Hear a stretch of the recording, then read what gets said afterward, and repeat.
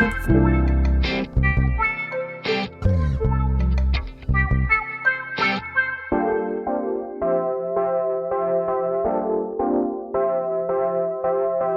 galera! Meu nome é Daniel Machado, eu sou professor de matemática e escritor da coleção Revisaço da editora Juspódio. Sejam muito bem-vindos ao meu canal, em que eu resolvo questões de matemática e raciocínio lógico para ajudar você que está estudando para concurso público. E no vídeo de hoje eu venho resolver a prova de técnico judiciário do TRT-14. Essa prova, todas essas provas do TRT-14 tiveram um grau de dificuldade maior do que os outros TRTs da banca FCC que aconteceram nesse ano. Vocês estão preparados? Antes de mais nada, se inscreva no canal, deixe seu like e compartilhe esse vídeo para que ele possa chegar a mais pessoas. Sem mais delongas, vamos para as questões? Questão de número 11, ela diz o seguinte: 7 netos, todos com idades diferentes entre si, devem dividir a quantia de 4.664 da seguinte maneira.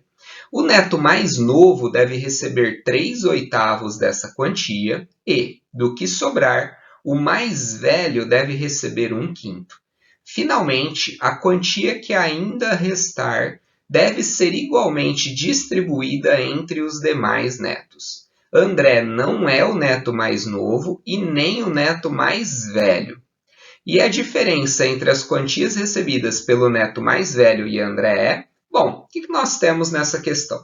Primeiro que são 7 netos, eles vão dividir a quantia total de 4.664, o mais novo vai ter 3/8 dessa quantia. Então é isso que eu vou começar calculando.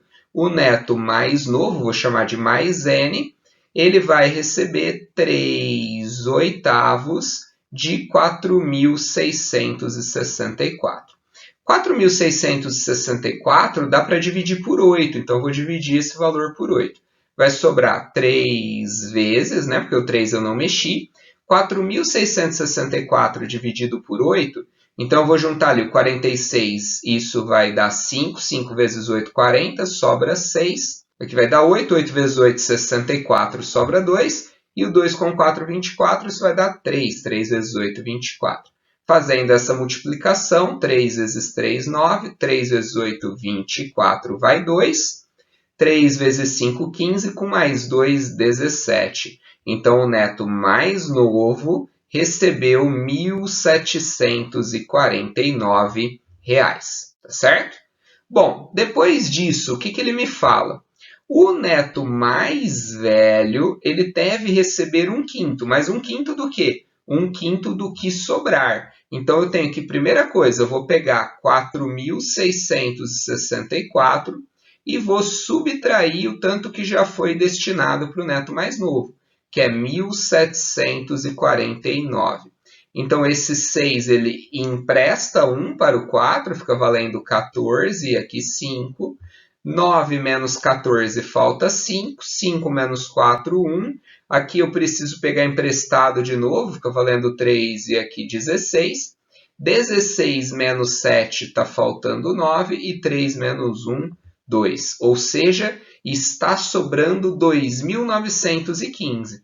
Então o neto mais velho ele vai receber 1/5 desse tanto que sobrou. Então vai ser 2.915 dividido por 5, e isso vai dar 5, 5 vezes 5, 25, está faltando 4, 4 com 41, então aqui vai ser 8, sobra 1, e 1 com 5, 15, que vai dar 3. Então, o neto mais velho vai receber R$ 383. Bom, o que mais que acontece, o restante, a quantia que ainda resta, tem que ser igualmente distribuída entre os demais netos. Bom, aqui eu já peguei o valor total e tirei o valor do neto mais novo. Agora eu vou pegar esse resultado, só para eu não ter que fazer várias contas, e vou subtrair o tanto que foi destinado para o neto mais velho, que é 583. Então, 5 menos 3 sobra 2. Esse 9 empresta 1 para cá, fica valendo 11. 11 menos 8 está faltando 3.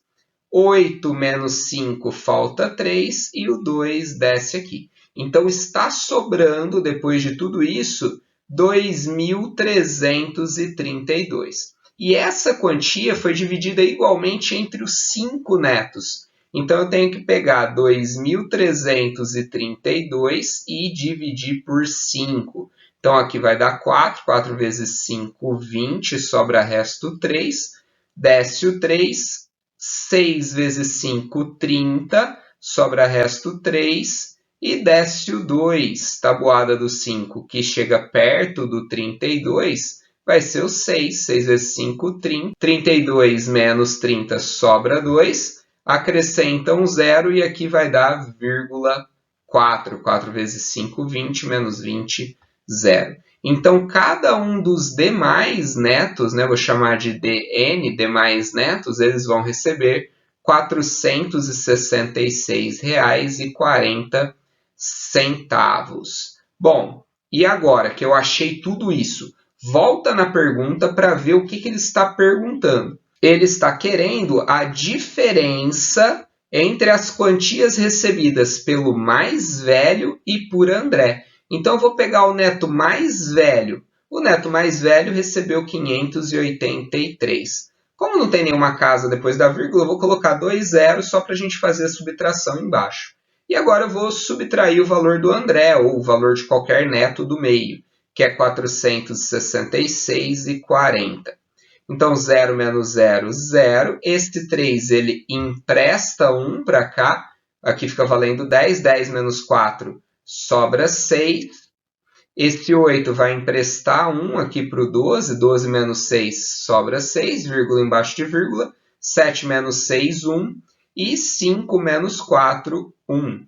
Então, nós temos aí que a diferença é 116,60. E isso nós temos na alternativa B de bola. Beleza? Conta para mim o que vocês acharam dessa questão. Questão de número 12, ela diz o seguinte: um professor possui vários livros, uma parte em inglês e a outra em português, sendo a razão entre o número de livros em inglês e o número de livros em português igual a 2/7.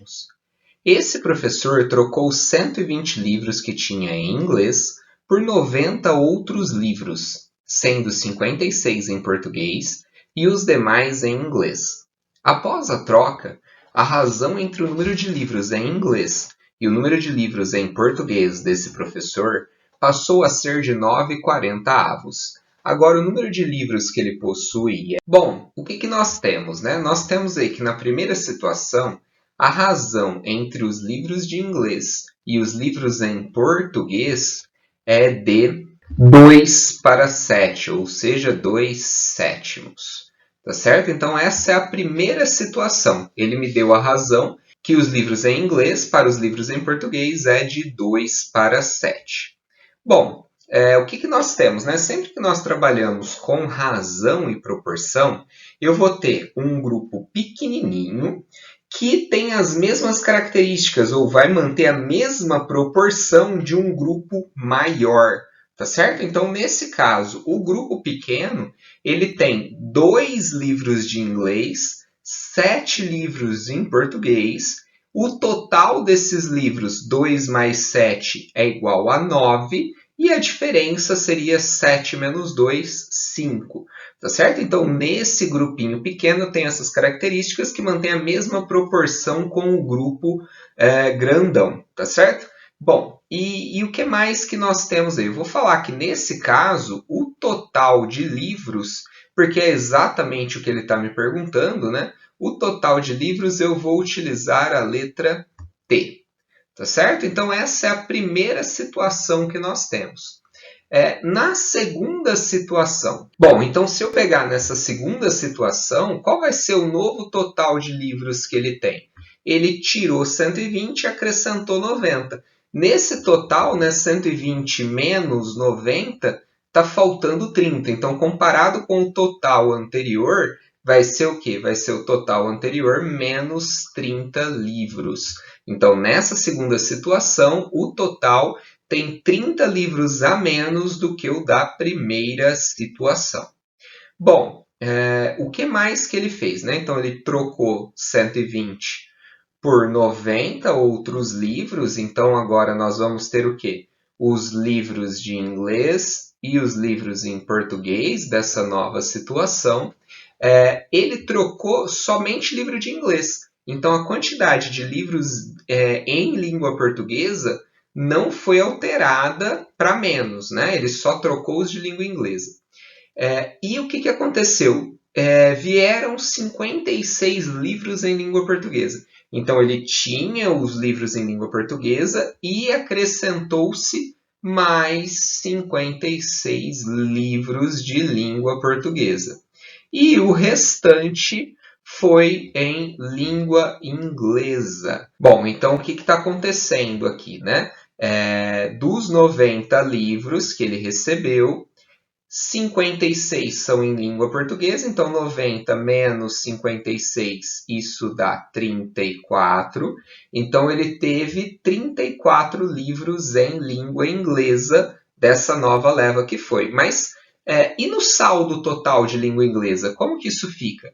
No saldo total, ele está tirando 120, né? Ele pegou 120 livros e acrescentou 34. Então, ele tirou 120 e colocou 34. Quanto que isso vai dar aqui no final? Então, o que eu vou fazer? Eu vou pegar os 120 livros que ele tirou de língua inglesa e vou colocar de volta os 34. Então, eu vou fazer 120 menos 34. 120 livros menos 34, isso vai dar 86. Ou seja, eu tirei 120, mas devolvi 34. O meu saldo final, eu tenho 86 a menos. Então, os livros de língua inglesa, menos 86 do total. E isso é igual, a razão, né, desse total é de 9 para 40, 9/40 avos. Só fazer uma separaçãozinha aqui nessa conta que eu fiz embaixo para não confundir. Então, nós temos essas duas situações. Bom, para simplificar a situação que eu quero, eu vou reescrever essas razões, mas eu vou acrescentar o total. Por que eu vou acrescentar o total? Porque o que ele está me perguntando no final é o total. Então, sempre que eu tenho uma razão e proporção, tenho esse grupinho menor, eu posso utilizar qualquer uma das 4 relações, né? O primeiro, a segunda, a soma delas ou a subtração delas. No caso, eu vou escolher utilizar os livros de língua inglesa, que vai ser equivalente a 2. Eu vou usar o total, que é T, e no meu grupo menor, o total 2 mais 7, isso é igual a 9, tá certo? Então, essa é a primeira situação. Eu peguei o total e substituí ali por 9. Isso na primeira, né? Daqui eu vou isolar a letra I. Então, I vai ser 2T sobre 9. Por que eu vou fazer isso? Porque eu vou usar isso na segunda relação. Então, na segunda relação que eu vou pegar, vou fazer ela aqui do ladinho, na segunda situação, eu vou pegar lá de baixo. Então, vai ser I menos 86. E agora eu vou utilizar o total aqui. Só que o total é o meu total menos 30, quando comparado com a primeira situação. E em termos da razão que ele tinha me dado, né, os livros de língua inglesa eram equivalente a 9, e o total é 9 mais 40, então aqui é 49. Fazendo essa multiplicação em cruz, nós vamos ter que 49 multiplica I menos 86 e o 9 multiplica T menos 30. Tá certo? Então, agora eu vou fazer a distributiva disso daqui. Vai ficar 49 vezes I, 49I, menos 49 vezes 86. Isso vai dar 4.214. É igual 9 vezes T, 9T, menos 9 vezes 30, 270. Então, aqui vai dar 270. Tá certo? Fiz ali a multiplicação em cruz. E agora, o que eu vou fazer? Né? Vou continuar aqui embaixo, onde eu tenho mais espaço. No lugar do i, eu vou substituir por 2t sobre 9. Então, vai ficar assim, ó, 49, que multiplica 2t sobre 9. Da onde que veio isso? Veio daqui, ó. Eu substituí pelo i. Menos 4.214, isso é igual a 9t menos 270. Beleza? Fazendo aqui 49 vezes 2, isso vai dar 2 vezes 9, 18, 8 vai 1, 2 vezes 4, 8, com mais 1, 9. 98t sobre 9. Vou jogar o 9t para o outro lado, então vai ficar menos 9t é igual a 2.414, vou jogar para o outro lado, ele está subtraindo, ele vai passar somando, então vai ser 4.214 menos 270. Bom, e agora, como é que eu vou resolver essa equação? Só para eu deixar todo mundo igual aqui do lado esquerdo, eu vou pegar e vou multiplicar aqui em cima e embaixo por 9. Então, vai ficar 9 aqui e 9 vezes 9. Então, isso vai ficar todo mundo aqui do lado esquerdo sobre 9. 98t menos 9 vezes 9, 81t. Do lado direito, 4.214 menos 270, isso vai dar 3.944. Bom, e agora, né? O que eu vou fazer? 98t menos 81t, isso vai dar 17t. Esse 9 eu vou passar para o outro lado multiplicando, então vai ser 9 vezes 3.944. E agora eu vou jogar esse 17 para o outro lado dividindo. Então vai ser t igual 9 vezes 3.944 dividido por 17. Quanto que vai dar isso? Né? Então o t vai ser igual, fazendo a multiplicação de 9 vezes 3.944, nós vamos ter 35.496 dividido por 17. E fazendo essa divisão de 35.496 por 17, nós vamos obter um total de 2.088. Ou seja, esse professor tinha um total de 2.088 livros. Bom, agora eu vou voltar para a questão para entender o que ele está me perguntando. Né? Ele me falou que após a troca a razão foi 9 para 40, esse eu já utilizei. Agora, o número de livros que ele possui ou seja, esse agora é depois da troca. Então, ele tem 2.088 antes da troca. O novo total dele vai ser 2.088 menos 30. Esse total vai ser 2.058. E 2.058 nós temos isso na alternativa E. Beleza? Conta para mim o que vocês acharam dessa questão. Questão de número 13. Ela diz o seguinte: em uma aula de improvisação, Alex, Beto e Caio foram escolhidos para conversar com os demais alunos. E cada um, durante toda a conversa, falou apenas verdades ou apenas mentiras. Os 3 escolhidos combinaram entre si quem falaria a verdade e quem falaria mentiras. Mas o resto do grupo não sabia o papel que cada um interpretava. Quando a improvisação começou, Alex disse: Beto escolheu o papel de mentiroso. E Beto disse: 2 entre nós 3 escolheram o papel de mentiroso. O professor, que também não sabia quem falava a verdade e quem mentia, perguntou a Caio em que ano ele havia nascido, ao que Caio respondeu. Paula, em seguida, repetiu para Caio a mesma pergunta que o professor havia feito e, com a resposta que Caio lhe deu, somente assim ela pôde concluir logicamente que os papéis representados por Alex, Beto e Caio eram, respectivamente. Bom, o que nós temos nessa questão? São 3 pessoas, Alex, Beto e Caio. Cada um deles só vai falar a verdade, então alguns só vão dizer as verdades e outros vão dizer apenas mentiras. Eu não sei quem é quem. Bom, o Alex me disse, Beto escolheu o papel de mentiroso.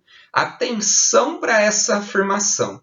Toda vez que uma pessoa acusa outra de ser mentirosa ou de estar mentindo, eu com certeza tenho nessas 2 pessoas uma que está mentindo e a outra que está dizendo a verdade. Eu não sei quem está mentindo, mas eu sei que uma delas está e a outra necessariamente está falando a verdade. Por que isso? Vamos pegar no exemplo, né? O Alex está acusando o Beto. Se o Alex estiver dizendo a verdade, ele está falando que o Beto é mentiroso. Então o Beto está mentindo. Por outro lado, se o Alex está mentindo, então o Beto diz a verdade. A afirmação do Alex ela é falsa, que está falando que o Beto é mentiroso. Então, sempre que isso acontece, um dos dois vai estar falando a verdade e o outro vai estar mentindo. Então, o que nós temos? Né? Nós temos entre eles, ou o Alex está dizendo a verdade e o Beto está mentindo, ou o contrário. Ou o Alex está mentindo e o Beto está dizendo a verdade. Eu ainda não sei quem é quem, mas eu sei que um dos dois está dizendo a verdade e o outro está mentindo. Eu não posso ter os dois dizendo a verdade e nem os dois mentindo a partir dessa afirmação que ele fez. Bom, a afirmação do Beto, 2 entre nós 3 escolheram o papel de mentiroso, não sei. Eu ainda não tenho condições de avaliar isso. Na sequência, o professor, que também não sabia quem falava a verdade e quem mentia, perguntou para Caio o ano que ele havia nascido. Bom, então o professor perguntou para Caio e Caio disse um ano. Esse ano que ele respondeu pode ser o ano verdadeiro ou pode ser um ano mentiroso. Eu não sei. Vamos ver o que acontece na sequência. Paula, em seguida, repetiu para Caio a mesma pergunta que o professor havia feito. Então ela foi para o Caio e perguntou, qual o ano que você nasceu? Exatamente a mesma pergunta. E olha a chave para resolver essa questão. Com a resposta que Caio lhe deu, somente assim, ou seja, antes de Caio responder, ela não sabia nada, ela não tinha certeza de quem estava dizendo a verdade ou mentira. Ela só pôde concluir isso depois do Caio ter respondido pela segunda vez. E só então ela pôde concluir qual o papel que era representado por eles. Bom, a pergunta que foi feita para o Caio era o ano de nascimento. E essa chave que eu acabei de falar, que ela só conseguiu depois da segunda resposta dele, vamos pensar nas respostas de Caio. Se Caio deu uma resposta para o professor e repetiu essa mesma resposta para Paula, concorda que não mudou nada? É a mesma resposta antes e depois? Se fosse a mesma resposta, a Paula não conseguiria concluir nada, porque não tem nenhuma informação nova. Mas, se a Paula conseguiu concluir depois da segunda afirmação, é porque o que aconteceu? Caio disse uma resposta para o professor e outra para a Paula. São respostas diferentes para a mesma pergunta. Ou seja, se as respostas de Caio foram diferentes, então Caio com certeza está mentindo. Caio está mentindo. Isso aqui é certo. Eu já posso garantir isso. Bom, agora eu sei que Caio está mentindo. O que eu vou fazer? Eu vou avaliar a afirmação do Beto, que 2 entre eles escolheram o papel de mentiroso. Bom, pela primeira situação, eu sei que tem um mentiroso entre o Alex e o Beto, somente um. E eu acabei de descobrir que o Caio está mentindo. Ora, se eu tenho um mentiroso entre o Alex e o Beto e o Caio também está mentindo, então eu tenho exatamente 2 mentirosos. Ou seja, o Beto ele disse a verdade. Então, Beto disse a verdade e, consequentemente, quem mentiu foi Alex. Bom, vamos ver onde está isso nas alternativas. Ele quer saber os papéis representados por Alex. Então, o Alex ele é mentiroso, né? Então, eu tenho que riscar o que diz ao contrário. O Alex é mentiroso. Eu fico com as 4 primeiras alternativas. O Beto ele está dizendo a verdade. Então, o Beto é honesto. Esqueço a alternativa B e D. E, por último, o Caio está mentindo. Caio mentiroso, eu vou riscar todo mundo que está falando que ele é honesto. Então, nós temos aí Alex mentiroso, Beto honesto e Caio mentiroso. Nós temos, então, a alternativa A. Beleza? Conta para mim o que vocês acharam dessa questão. Vamos para a próxima. Questão de número 14, ela diz o seguinte: a sequência mista 4, 8, 7, 5, 10, 9, 13, 6, 16, 10, 19 e 7 contém os elementos de 2 sequências, sendo uma delas formada pelos elementos que ocupam as posições ímpares e a outra pelos elementos das posições pares. Nessa sequência mista, subtraindo seu 100º elemento do seu 99º elemento, obtemos, bom, primeira coisa, vamos separar as sequências. Então, a primeira sequência, ela vai ser 4, 7, são os elementos ímpares, né? 4, 7, 10, 13, elementos de posição ímpar, não são os elementos, não são os números ímpares, só para deixar claro. E 16, e assim por diante, né? Isso vai continuar. A próxima é o 8, 5, 9, 6 e 10, e isso continua. Bom, agora o que nós precisamos descobrir? Eu tenho que descobrir dentro dessas sequências qual é a lei de formação. A primeira está fácil, né? Eu vou olhar aqui e vou perceber que de 4 para 7 somou 3, de 7 para 10 somou 3, de 10 para 13 mais 3, 13 para 16 mais 3, e aqui está sendo somado 3 mais 3 mais 3 mais 3 e assim sucessivamente. Bom, na segunda sequência, do 8 para o 5, subtraiu 3, do 5 para o 9, aumentou 4, do 9 para o 6, subtraiu 3, e do 6 para o 10, aumentou 4. Então, a sequência é menos 3 mais 4, menos 3 mais 4, menos 3 mais 4. E assim por diante. Bom, o que ele quer? Ele quer a subtração do 100º elemento do 99º elemento. Bom, são 2 sequências. Se eu tenho 100 termos no total, vão ser 50 termos para uma e 50 para outra. Então, nessa primeira que nós temos aqui, eu tenho o 4, e o que vai acontecer? Não está sendo somado 3, então eu vou fazer 4 mais 3 vezes 49. Por quê? Porque são 50 elementos, o 4 é o meu primeiro elemento, e eu vou ter mais 49 elementos depois dele. Então, isso aqui vai ser 4 mais 3 vezes 9, 27. 7 vai 2. 3 vezes 4, 12. Com mais 2, 14. Então, 4 mais 147. Isso vai dar 7 mais 4, 11. Vai 1. 4 mais 1, 5. E 1 aqui. Então, nós temos 151.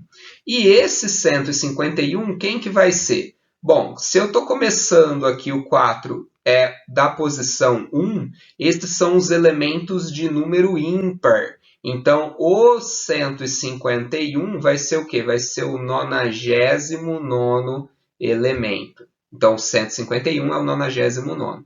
Na sequência de baixo, eu vou encontrar o quê? eu vou encontrar o centésimo elemento.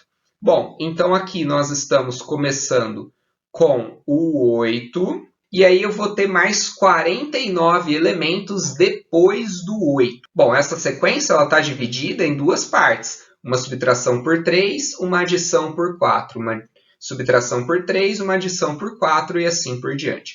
Então, nós temos o 8 e vamos ter mais 49 elementos. Bom, se eu olhar aqui a cada 2 elementos acumulados, né? Menos 3 mais 4, a cada 2 elementos acumulados está somando 1. Então, de 2 em 2 vai sendo somado 1. O que eu vou fazer então? Né? Se é o 8 mais 49 elementos, ali eu estou conseguindo agrupar de 2 em 2, então eu vou deixar um elemento de fora. E vou fazer o quê?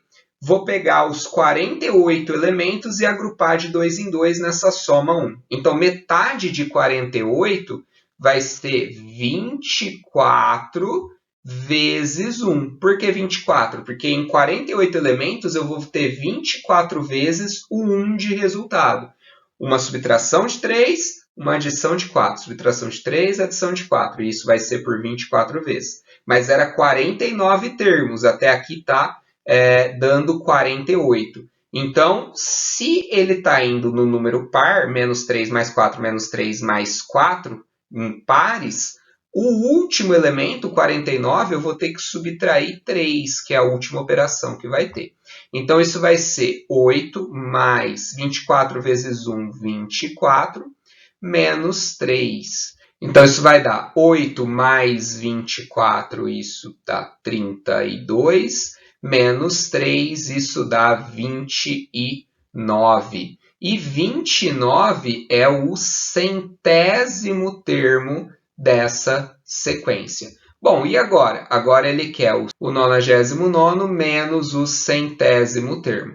Então, isso é 151 menos 29. Fazendo essa subtração, 151 menos 29. Esses 5 emprestam para cá, 9 para 11 está faltando 2, 2 para 4, 2 e sobra 1. Então, essa subtração é 122. 122 nós temos na alternativa D de dado, beleza? Conta para mim o que vocês acharam dessa questão. Vamos para a próxima e última questão dessa prova. Questão de número 15, ela diz o seguinte: considere as seguintes proposições. Em março há 2 feriados ou 5 domingos. E a proposição que em março nunca há carnaval. A negação da condicional P, então que, é equivalente à afirmação. Bom, primeira coisa, o que nós precisamos lembrar nessa situação? Se eu tenho a proposição condicional P, então que, e eu quero fazer a negação dessa proposição, a negação da condicional é construída repetindo a proposição P, eu não altero essa proposição P, então eu mantenho ela exatamente a mesma coisa. O C, então, eu troco pelo conectivo E, e a segunda proposição eu vou fazer a negação dela. Então, um exemplo bem simples é: se chove, então levo o guarda-chuva. A negação disso é: choveu e não levei o guarda-chuva. Então, eu troquei o C, então, pelo E, mantive a primeira e neguei a segunda. Bom, vamos aplicar isso no problema que ele me deu. Em março, há 2 feriados ou 5 domingos. Eu vou manter isso do jeito que está. Tá certo? Eu não mexo, assim como eu fiz aqui embaixo na proposição P, eu mantenho ela inalterada. Depois, eu vou trocar o C, então, pelo conectivo E e vou negar a segunda. Então, em março nunca há carnaval, isso aqui eu tenho que negar. Então, em março nunca há carnaval, qual que é a negação disso? Eu estou falando que nunca há carnaval. Muita gente confunde e quando vai negar uma proposição com a palavra nunca, acha que a negação é construída com sempre. Vai lá para o extremo oposto disso. E não é. Se eu estou dizendo que nunca há carnaval e isso é uma mentira, quer dizer que em pelo menos um pode ter carnaval, tá certo? Então, pelo menos um. A negação do nunca é pelo menos uma vez. Então, eu vou fazer essa negação. Em março nunca há carnaval? A negação disso é: em março pode haver carnaval. Pode haver carnaval pelo menos uma vez. O pelo menos um está subentendido. Então vamos para as alternativas. Alternativa A, ele negou a primeira proposição, então isso aqui já está errado. Alternativa B, ele negou também. A alternativa C é exatamente o que eu coloquei. Veja só, em março há 2 feriados ou 5 domingos, manteve inalterado, trocou C então pelo e negou a segunda, em março pode ter carnaval. Essa está correta. As alternativas D e E, ele manteve o C então. Eu não posso manter o C então, eu preciso trocar pelo conectivo E. Então a única alternativa correta nessa questão é a alternativa C. Beleza? Conta para mim o que vocês acharam dessa questão. E aí, gostou do vídeo? Gostou da resolução? Se inscreva no canal, deixe o seu like, compartilhe esse vídeo para que ele possa chegar a mais pessoas e assim você me ajuda e muito a continuar produzindo esse tipo de conteúdo que é útil para você.